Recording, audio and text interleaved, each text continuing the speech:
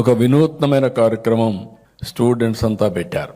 అది మీరు చూసినప్పుడు గ్రీన్ పాస్పోర్ట్ ఇంట్రడ్యూస్ చేసి ప్రతి ఒక్క స్టూడెంట్ కూడా ఇన్ని నెంబర్ ఆఫ్ చెట్లు పెట్టాలి, ఆ చెట్లు పెట్టి ఆ వాతావరణంలో వీళ్ళు కూడా మమేకమయ్యి భవిష్యత్తులో నేను పెట్టిన చెట్టు ఇప్పుడు కూడా బాగుందని గుర్తుపెట్టుకునే విధంగా గ్రీన్ పాస్పోర్ట్ కూడా క్రియేట్ చేశాం.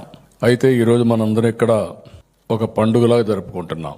నేను చాలా మీటింగ్లకు వెళ్తున్నాను, ఎన్నో పబ్లిక్ మీటింగ్లు అడ్రస్ చేస్తాం, లక్షల కొద్ది జనాభాతో అడ్రస్ చేస్తాం.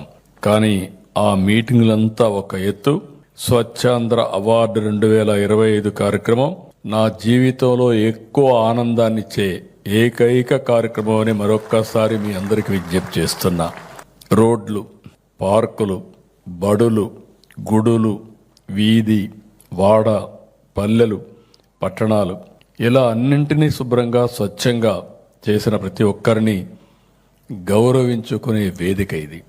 ఇది ఇక్కడితో ఆగడానికి వీల్లేదు. మిమ్మల్ని చూస్తుంటే మీలో ఒక్కొక్కరు ఆపరేషన్ సింధూర్ వీరులాగా కనపడుస్తున్నారు నాకు. అలాంటి వినూత్నమైన కార్యక్రమాలు చేశారు.